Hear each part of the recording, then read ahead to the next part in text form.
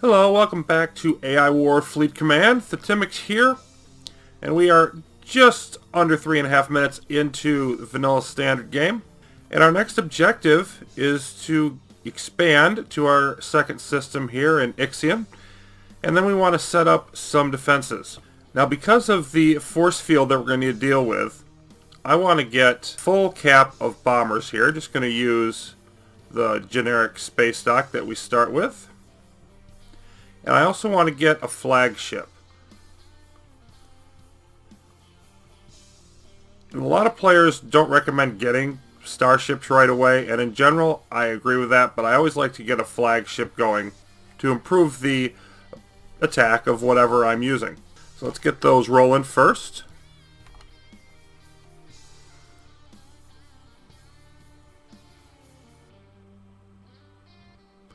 And looking at our energy usage, as a general rule of thumb, I've said I like to get as much negative with our spending as we have positive. And we're not quite there. And the reason that it isn't quite enough is I got unlocked the economic station boosting our energy. So I'm going to just add a few more engineers. I'll try 5 more. It might be actually a little bit too much there.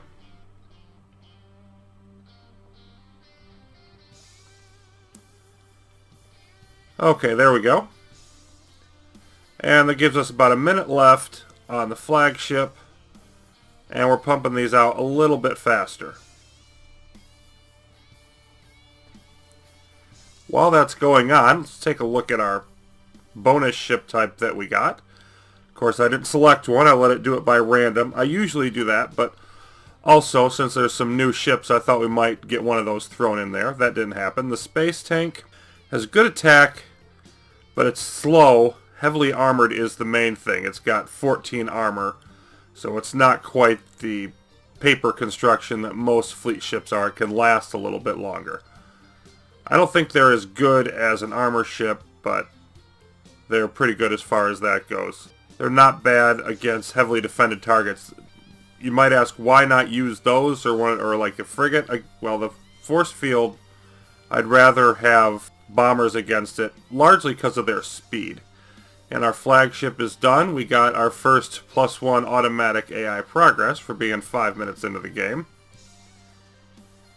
And then we're wrapping up the last of these bombers.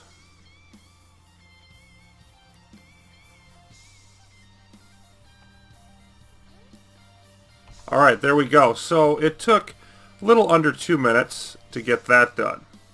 So now I'm just going to want to send these off over here to Ixion. Okay, I want to get a colony ship going for Ixion right away and some engineers so we don't have to wait for them to build afterwards. I want them ready before we leave. I'm just going to put them right off here because it's going to be out of the way for the moment.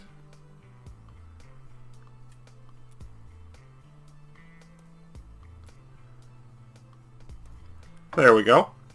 And now it's time to set up some defenses. And I've named this Defending the Kahuna Way because I'm going largely here based off of, almost completely, based off a strategy guide on the Arson forums by a user named Kahuna, who is one of, if not the best AI war players out there. Doesn't play much anymore, hasn't in a few years, but able to consistently win on the highest difficulty, which is extremely difficult in AI war. Not able to win all the time, and doesn't use the auto AI progress and some of the other super hard options, but pioneering, and his guide that he wrote is the one that's stickied in their strategy for him. The general approach that I used in the last game, tractor beams around wormholes, other combat turrets around them, has some drawbacks. One of them is that the shorter range turrets are only going to defend against that one wormhole. And this is a really good example of how that'd be a bad thing. We've got 5. We've got the exogalaxy one and the 4 normal ones. You're dividing your forces several ways. What Kahuna recommends is more concentrating your fire in a ball around your command station. And the idea is to basically stagger where you build your turrets so that everything that comes in runs into your ships at the same time. Now, one of the potential problems with that is they can come in and they can then go after your metal harvesters and knock those out. Or anything else that's not with your command station, but you should usually put anything else that's important there. The metal harvesters is the only thing you can't control the location of. But in actuality, the AI tends to not want to target your harvesters. They tend to go straight for your command station or something else important in the system. And they'll always go in a straight line. They won't work their way around your defenses. So since their behavior is predictable in that element, we can set up defenses to guard against that. I'm just going to let these ships move off a little bit to get out of the way. There we go. And then we'll get started on this. Now the first thing I want to do is a few research unlocks. This is the advanced warp sensor, only costs $250. And this will tell us which wormholes are going to be under attack, like which direction they're going to come from. That can help me in any defensive fleet I have. I can send it there so it's ready when they come in. It doesn't have to move later on. That may not be hugely useful, but we didn't really get into it in the first game, so I just want to more or less show how that works. And then with the turrets, I want to unlock some extra stuff. This is a tachyon beam emitter. It reveals any nearby cloaked ships. I think we're definitely going to want to have that because we may be facing those. Another $250. Gravitational turrets are similar to the tractor beams, but instead of stopping the enemy, they just slow them down. The counter dark matter turrets are mostly an anti-astrotrain thing. I'm going to ignore those. But that's the only one. I want to get the spider turrets. Similar range to sniper turrets, but they do engine damage. And the heavy beam cannon, you can only build limited amount of them. And they don't, it's an amount per empire, not per planet. But they are powerful and generally considered to be a good early game option. And then that leaves us with 3,000 and change, so we've still got a fair amount to play around with after that. One very important one I forgot. Let me do this unlock as well. Hardened force fields. Now, the generic starting force fields, your home command one gives us the 200k, but the hardened force field only has 50k protection. However, these generic ones aren't armored. And this has 5,000 armor, so only the more powerful weapons are going to do much damage to it. So I'm going to grab that. And the combination of the two gives you, one that just gives a raw amount of protection that they've got to whittle down. And then the other one is more insulated against the weaker fleet ships. So I'm going to throw 2 hardened force field generators in here. And an extra standard one. And that way we'll have more protection around our command station. And now let's get the mines going. If you remember the first time, I would just go out here and place a bunch of them. Say we place 10 at a time, and let them go around anywhere haphazardly. We're not going to do that. Now it is a good idea to still put the mines by the wormholes, but in a very, very specific way. So let's start over here. And it's good to have this here because we're going to put them in a line between the command station and the wormhole. If we do the context-sensitive menu, Alt-right click, what we want is line place. Now we're going to click on one end of the sort of vector that we want to be on. And then directly over to our command station. And this gives it the direction, those first 2 steps. And now we've got to add in some more details. And we're going to do 3 lines of 10 each, and then we're going to escalate from there.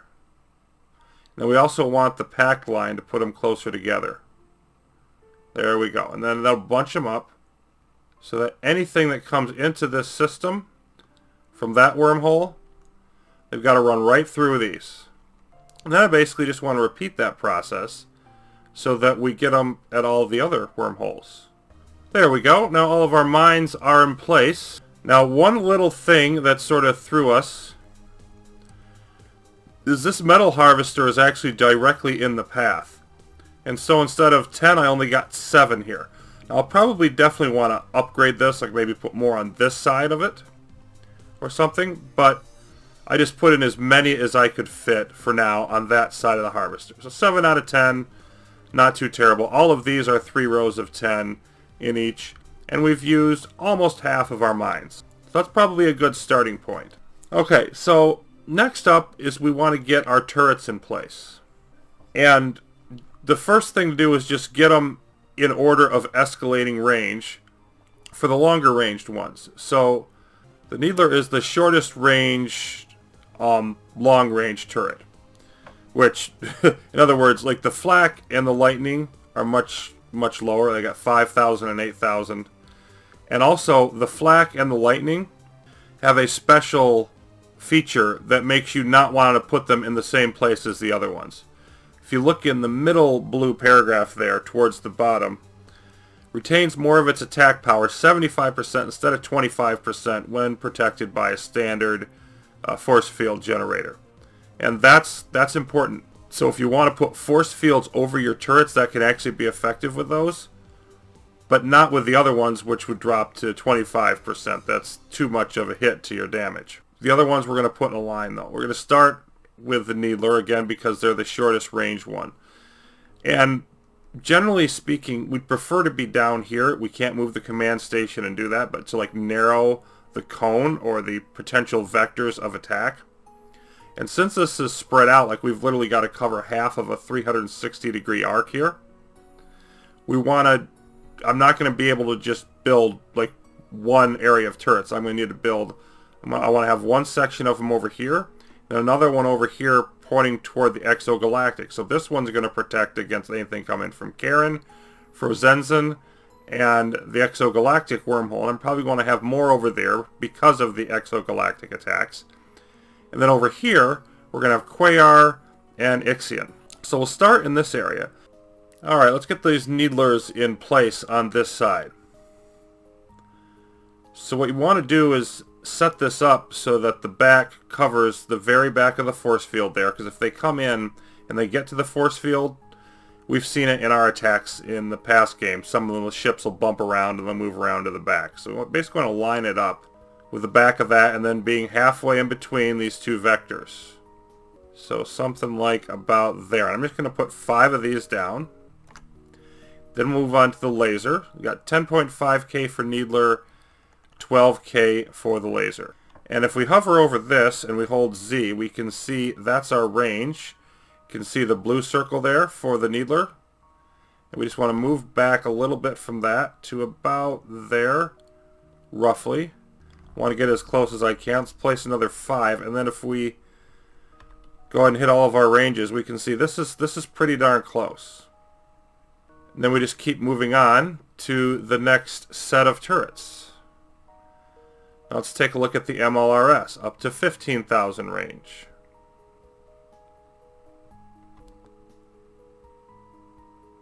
And those are going to take us down almost to the force field itself, it looks like.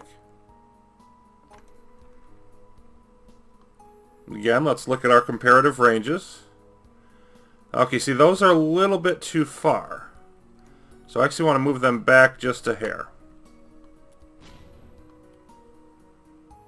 Pretty much right on top of the force field, I think.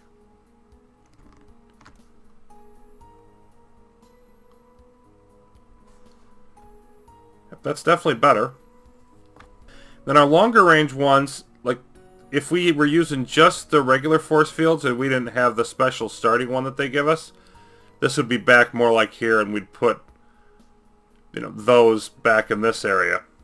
So they're going to reach out a bit further.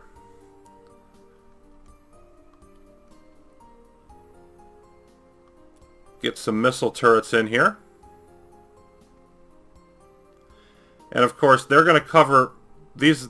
One of the things about getting it in a ball here is these missile turrets are going to cover from all approaches. Let's still look at the general pattern here. Now we're going to have missile turrets up. We've got some heavy beam cannons. For now, I'm just going to put a couple of those over here.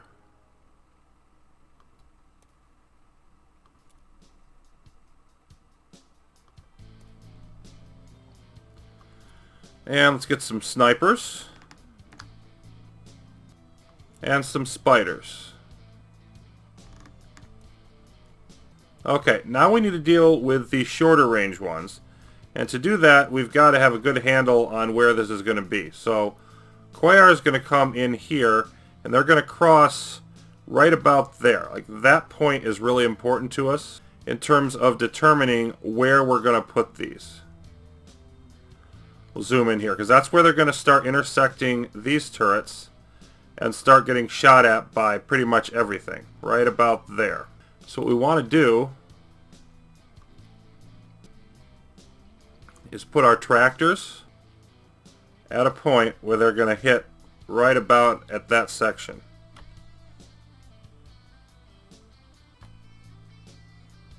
So let's say it's right here, roughly.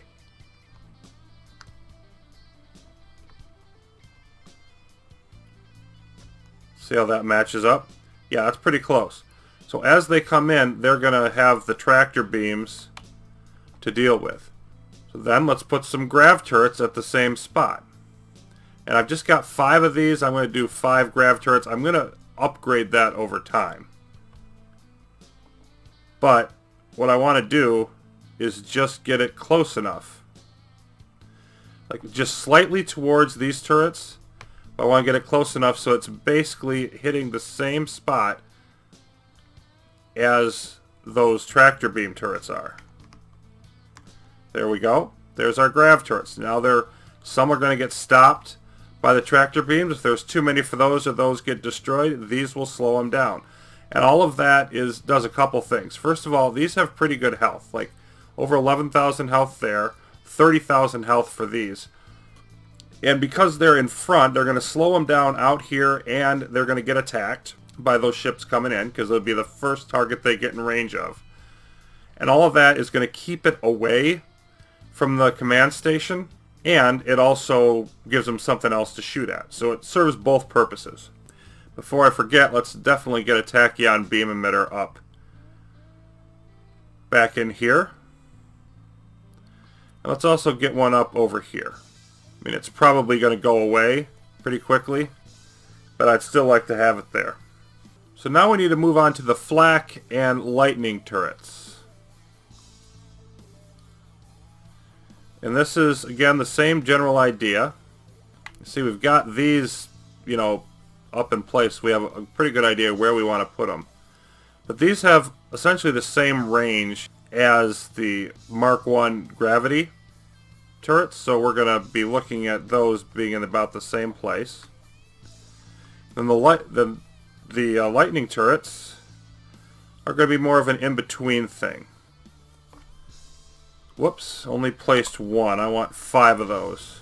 Okay, so if we look at this, this is our turret set up for over here right now, and I'm going to want to put flak and lightning. And we've got like some of the missile turrets.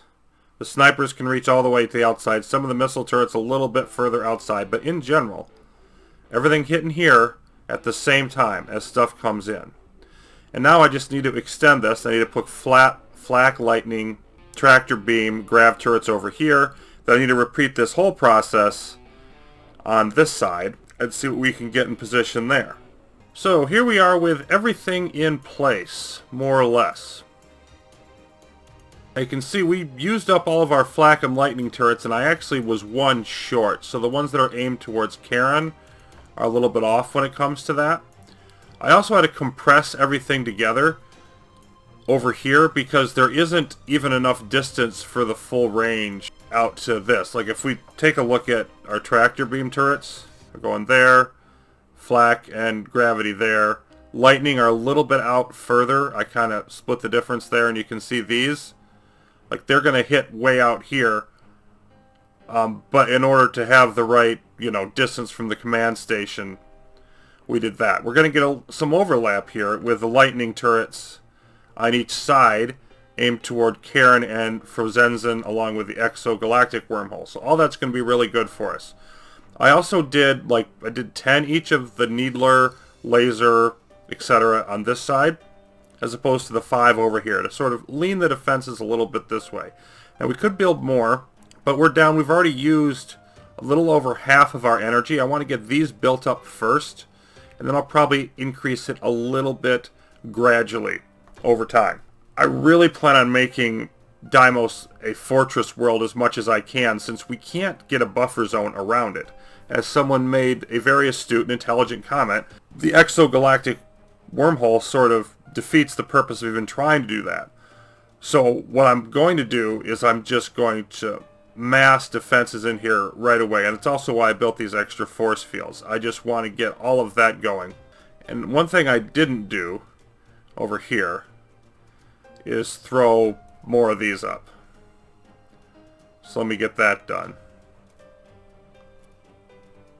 And I've used an awful lot of the gravity turrets, for example. Like, we're already down to just over half of our capacity for those. But again, I tend to overprotect this world and have the other worlds around it, you know, not have as big of defenses as I plan on the homeworld, for the obvious reasons that we can't lose this, and it's going to be vulnerable for the whole game. So I'm going to let all that stuff build, and it's time to go off on our merry attack. And we're going to watch our metal tank. That's entirely expected. Let's get going. Yep, our metal's gone. And just out of curiosity, I want to see what our progress is like.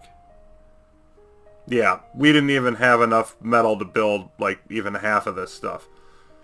But that's okay. It's working on building very quickly, and it will eventually all get done. All the more reason for us to expand and get our new command station up in here as soon as absolutely possible. There we go. We're under attack.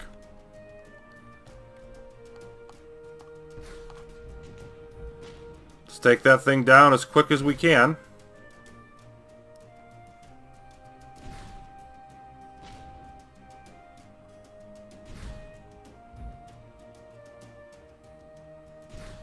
We got the force field down, by about 40%.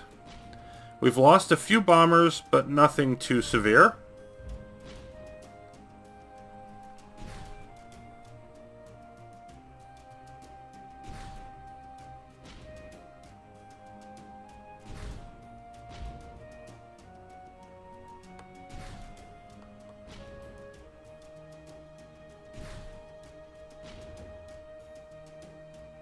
Oh, and there we go.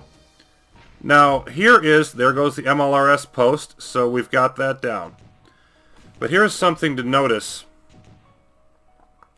78 MLRS and a starship coming in to our homeworld in less than 3 minutes. That's our first wave of the game. And of course, in the last game, we never had to fight a starship, not once, on the incoming waves. That will never happen again.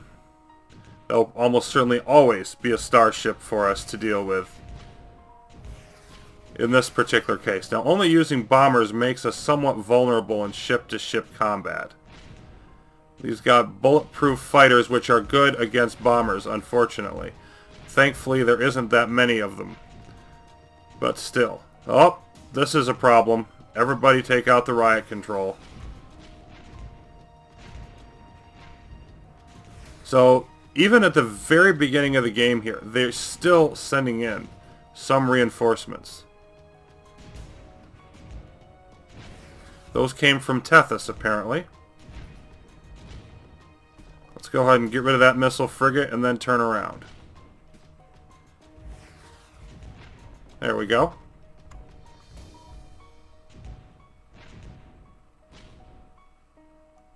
And now here come all of their ships. All their ships from the command station are coming over here to engage us. They're trying to help out the other ships that are coming in. Again, we're seeing different tactics.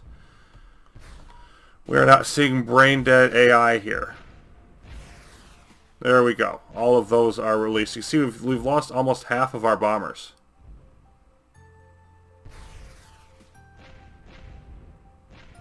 Okay.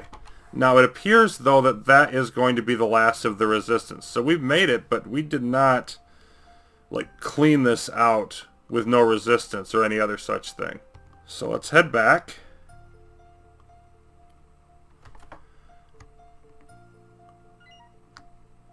Command station and whatnot coming in. And I'd like to build ships to help out with this. But the fact of the matter is, like, we're barely going to have defenses up for some of this stuff. If we even do. I might even be late with this. This is going to be close. So, I really can't afford to do anything but let these turrets build up. I mean, we have some turrets up. We've got some of these up. We've got heavy beam cannons, so they're not going to just run over us. But we might have to wait a little bit after they arrive for some of this to build.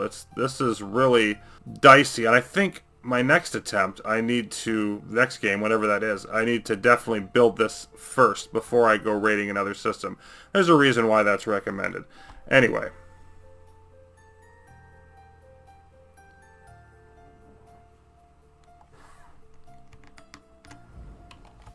There we go.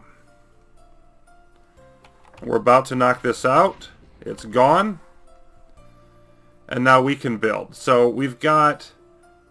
This is going to be safe. We've got Tethys and Vidate over here, and we want to move... Where do we want to build the command station? Like, it's either going to be here or here. And it really could be either place. I'm going to go to the far side, though.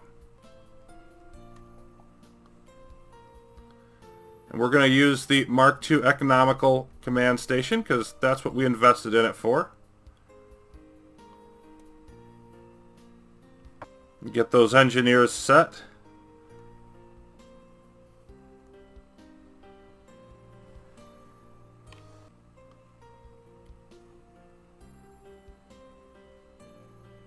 And this is our E secondary core shield generator. Let's knock that out. And take a look at how our homeworld is going to fare here.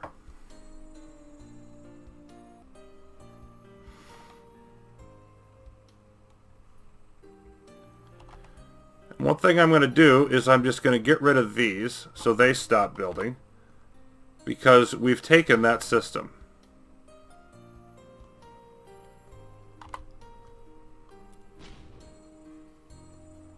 That way more resources can go to the other defenses.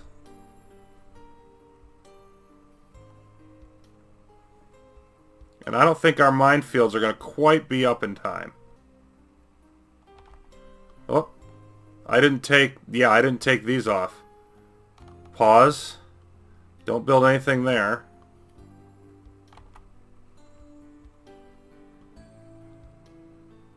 Because I don't want it building replacement bombers just yet.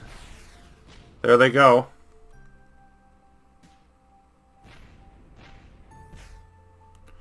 Up, and here comes this lovely thing all the way in. That's a flagship. And they're trying to stay out of range, and now they're moving in.